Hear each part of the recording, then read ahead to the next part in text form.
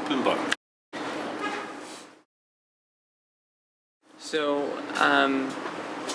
in reference to your previous surgery, how do you feel the soft tissue surgery compares? Oh, well, I know during the other interview we used the term cakewalk, and I don't want to diminish, this is not a cakewalk, but comparing it to the first one, oh yeah, it's so much easier. I mean, on the first surgery, when I started coming out of anesthesia, I didn't feel like eating. I lost a lot of weight. I'm like, oh God, This time I was screaming for food, and they said, oh, liquid only, and jello and broth. And the next meal, she tried pushing that again. I said, doctor said I could eat whatever I want, and I want solid food. Oh no, it says. I said, you get them on the phone, lady, because I'm not drinking any more jello. And she says, okay, you got to be assertive. And she came back, she said, okay, soft food. I said, like soft food? She goes, scrambled eggs and oatmeal. Get it here. All right. And it was the best. Yeah. So, yeah, in all respects, since it came out to about 7.5 hours versus the last one, it ended up being like 13. So the anesthesia wore off a lot quicker. Let's see, I have to remember. I was up walking around the next morning because I got to surgery started at 11:30. Roughly got done about 7-ish. Pretty much slept the whole night, Next morning, jello. And then soft food for lunch. And then at about noon or so, I was walking around the ward by myself, doing pretty good. Little bottles bobbing around, the drain bottles, which is hilarious. But bruising wise, yeah, there's I'm seeing more bruising this time because it is the soft tissue surgery versus the bone surgery. So yeah, and that's just part of it. You gotta expect the bruising. And so I got out. They discharged me Friday afternoonish, and I went out to dinner Friday night. Well, on a scale from, say, 1 to 10, 1 being the easiest to deal with as far as pain, 10 being the worst. Your first surgery. First was a 10. Was a 10. Hands down. Okay. Very painful. Not for the faint of heart. Very, very painful. This one, gosh, everybody's pain tolerance is different, but I'd have to say a 3-ish at first. Took a little Percocet for a couple of days. Day 3, I had a real bad nightmare, and that's when you cut off the Percocet. And it takes about 3 days, and then Percocet gets nasty. And then I think the 4th day, took a Vicodin, and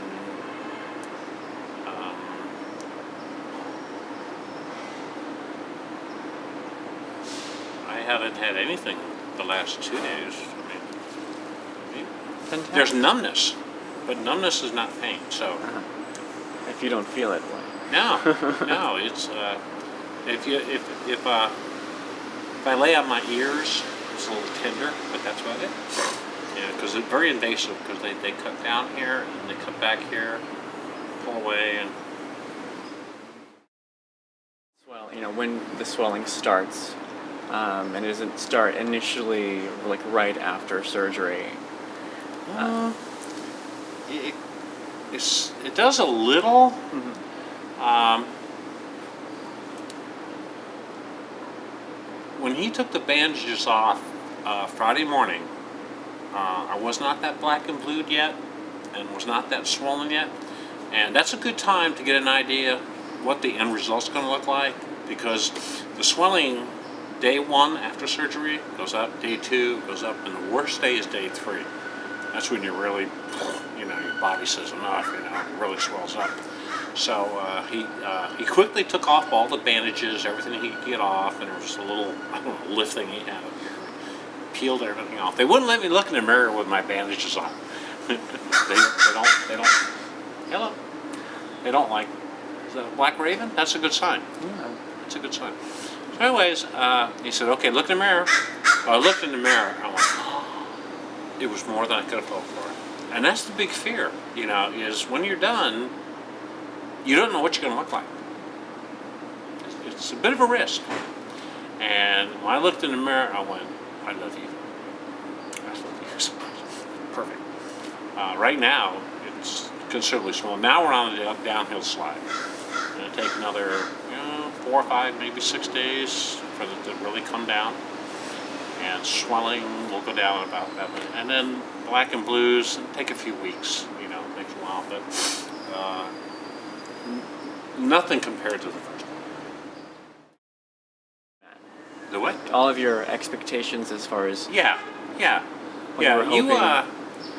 You know, they're very upfront. You know, Dr. O is. I don't want to say they. I say Dr. O is very upfront, and he says, "I cannot make you beautiful. I can make you very gorgeous. You'll be very happy when we're done." And you got to understand, you know, what they're working with. You know, you're turning a man's face into a woman's face, and when I looked in the mirror,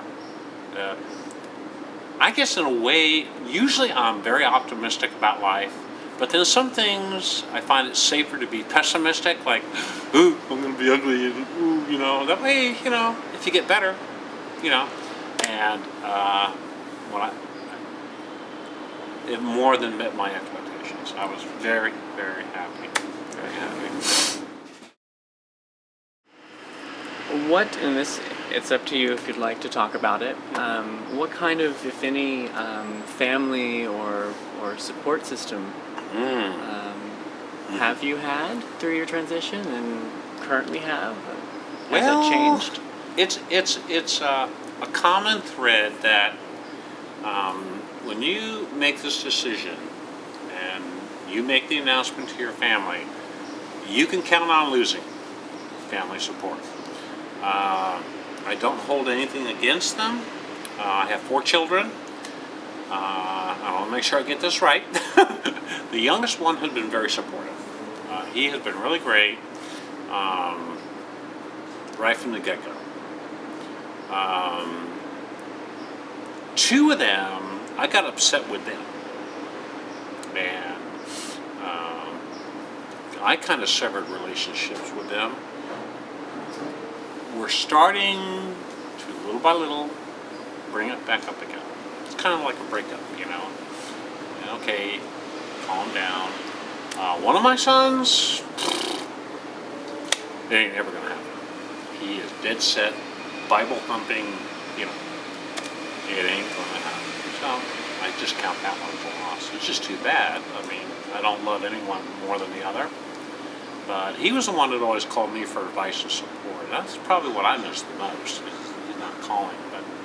And you never know. I mean, I've heard stories from a lot of the girls and guys that 4, 5, 6 years later, suddenly they give up on it. They go, well, I want to reunify.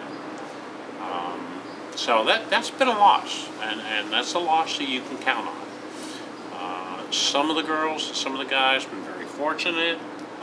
Very supportive.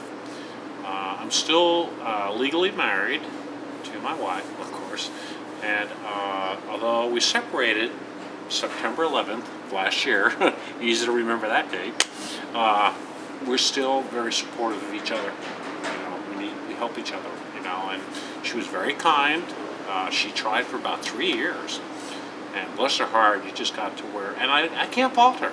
I can't fault her. I'm like, sure, you know, I mean, it broke my heart, but she made a comment. She said, I'm just going to hold you back. And she was right. Her and I staying together was going to hold me back.